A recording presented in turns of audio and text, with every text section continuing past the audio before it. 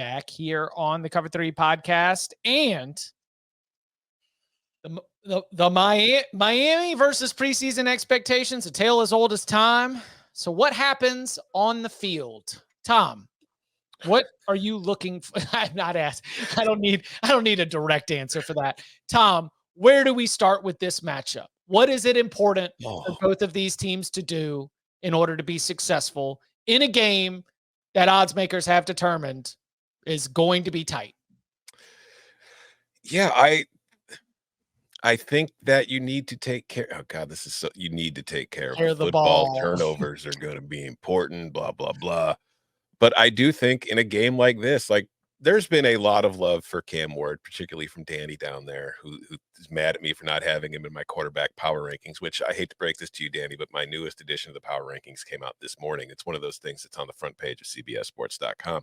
And Cam is not in the top 10 yet, because I think that as fun and as entertaining as Cam can be, he also, a lot of the entertainment factor is some of the stuff he does that he shouldn't be doing and the chances he takes. And I think that if you are Miami going on the road in this environment, in this game, it's your first game. Obviously, you want to impress. It's a huge game, your debut. You're going to want to play well. It's just, I'm concerned that he might try to do a little too much, which could lead to problems, because I think this Florida team, like we talk about their schedule and how hellish it is, particularly in the back end, and how it's going to be a rough season for them.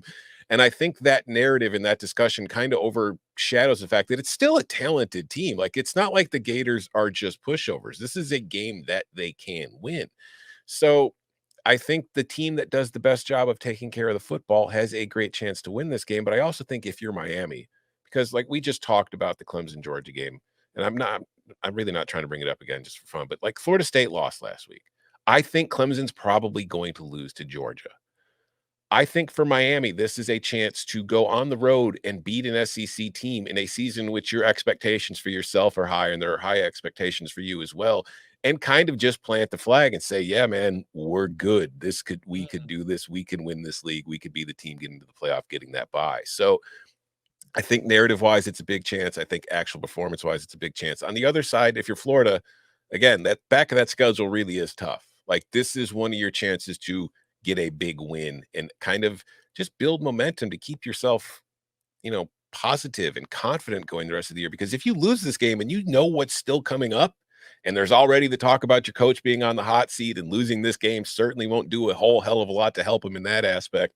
Like, confidence could shrink really quickly for this team if things go bad early. So it's a huge game for both of these teams right off the bat.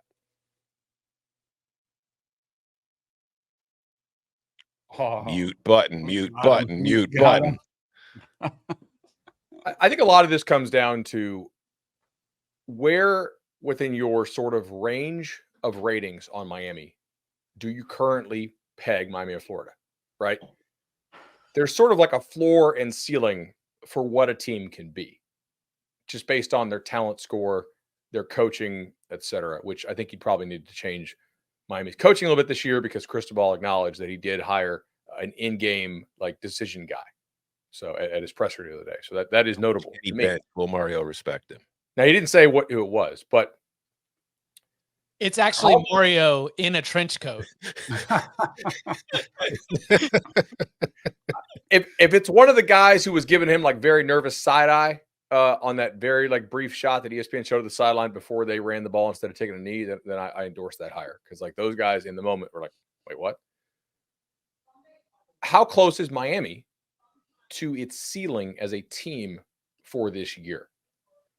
They do have a lot of new players via the transfer portal, and they have a lot of talent. I think they're the most talented team in the ACC. That's a really talented team. They look the part. Nick Saban also said that Florida State looked the part. He said on game day it was a top 5 roster, height, weight, speed. So did all the guys, all the scouts who talked to Pete Thamel, right? So how well can they play together is going to be key. Like, if you play this game and you're at most like both teams' ceilings, Florida's best and Miami's best, the bet is clearly Miami, in my opinion, right? Even if you're going to use like a crazy 3.5 or 3 or maybe 4 for a home field advantage for the Gators. Like, I think Miami's ceiling, if you just take your, jack them up to max and put Florida at their max, I think Miami's just a much better roster. I don't know that Miami will be a better roster on Saturday, right? I don't know if they'll be a better team on Saturday. You got a lot of new pieces in the secondary. We'll see how those guys play together. You have a new center. And to me, Miami is better at almost every single position on the field this year than it was last year. Not at center. The Matt Lee kid was really good. I think he's going to be a good pro. I think they have a real downgrade at center. And Florida has two really good D tackles. Really good. And last year, when Tennessee's kid got suspended right the night before the game, remember? That's kind of the reason the Gators won the ball game. Because Tennessee's offensive line was all jacked up, and you go into the swamp, which is a tough place to play. And Florida's D line kind of owned them because they weren't ready. So how ready is Miami going to be to go play in a hostile environment? That's key. And can Florida? I don't know if Florida can run it on Miami. Miami secondary is probably the Death Star little uncovered thing here. Can Graham Mertz take advantage of that? Going back to my point, just to drive something home, because I had the stat ready and I forgot to mention it. Miami last year as an offense ranked 113th nationally in turnover rate as far as drives ending in turnovers. Out of 200 FBS quarterbacks last season who averaged at least 5 attempts per game, do you want to guess where Cam Ward ranked in whoopsie daisy rate? 156th. So it's like you're not really solving a problem there. But anyways, sorry, I just forgot to add that earlier. What'll be interesting, because I do think Cam Ward had a lot of games where he had to kind of go YOLO, like, hey, we don't have as much talent. Now he's got better talent around him.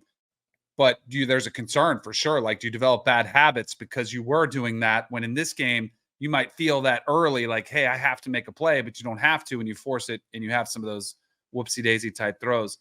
I know it's cliche, and just like Tom said, I'll go a little bit differently, and it kind of piggybacks on what Bed said. Man, the Brent Key after post-game interview, just double redundancy there. Run the ball, man. Like, I look at that being one of the keys for whoever can establish the run. And I do think it's more imperative for Florida to be able to run the football, because with Cam Ward, you can have him run. He can escape some. So if you don't have the run game, I think that gives you a bailout option sometimes. But I do think Florida, if they can run the ball on Miami, and they can extend drives, long drives. That's what I was kind of going to ask all you guys, is kind of what pace do we think we see? Is this one where, like Florida, do they try to run it and slow it down and milk the clock somewhat so you keep it out of some of the firepower and you keep it away from Cam Ward? Do they go faster? Same thing with Miami, who wasn't exactly quick last year. What type of tempo do they work with? But I still think it comes down to who can establish the line of scrimmage, like who's going to run the football. Yeah, Miami ran the ball more often than Florida last year, but Florida was better at running the ball. The question is, it's like with ETN gone, are they still going to be as effective as they were in that area? And like Montreal, if you care, Right. I don't downgrade Florida for the loss of Montreal at all. So, but we are talking about like a new face, the next option, somebody who is not going to be running ones, right? Much like the Georgia conversation that we had about 20 minutes ago, like these new guys, I do think have some juice for Florida in the backfield, but how are they at the little things like blitz pickup? Miami's DC loves to blitz. That guy brings it. So for the psychological edge, I think it goes to Florida. Like, Florida's been just battered all, the 4.5 win total. They got no chance. Schedule's brutal. Miami's great, right? They're supposed favored to in 11 games. ACC championship game. Yeah, put them in the playoffs. I do think that favors Billy Napier being able to get his team up, backs against the wall. And I do think they need the win more than Miami needs the win. We're 89 degrees, 63% humidity, partly cloudy. Cramp game? Oh, for sure. You will definitely see the old stretching where they're like doing this with the ankles and, pulling the calf muscles back, for sure. This will be a conditioning game. You'll find out who's better conditioned and depth. Yeah. For that reason, I would be very surprised if Florida runs tempo. Yeah, I was going to say, how does weather and conditioning impact the decision about pace? And do you have the depth? Do you have the bodies? Do you have the offense? Or is it something you don't want to do? So it's going to come down to which team has the lighter shade of yellow urine. Well, I'm just saying one of these places is the home of Gatorade. All right. Mhm. So Na- if you want After they vibes stole on it. this one, Like Stole it from Napier's Cal. never really been Napier has never been a big pace guy. Miami's OC has, but they were not really pacing a lot.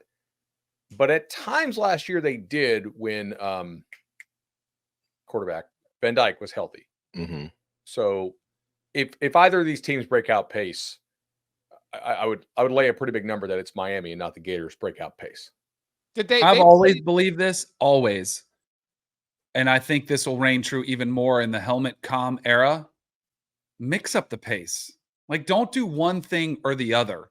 Like, show different paces. Kind of like a pitcher throwing fastball, changeup, off speed. Like, mix it up. Keep the defense guessing about what you're going to do every time. I think those teams are the ones that I would enjoy watching most and coaching most and playing for, to be honest.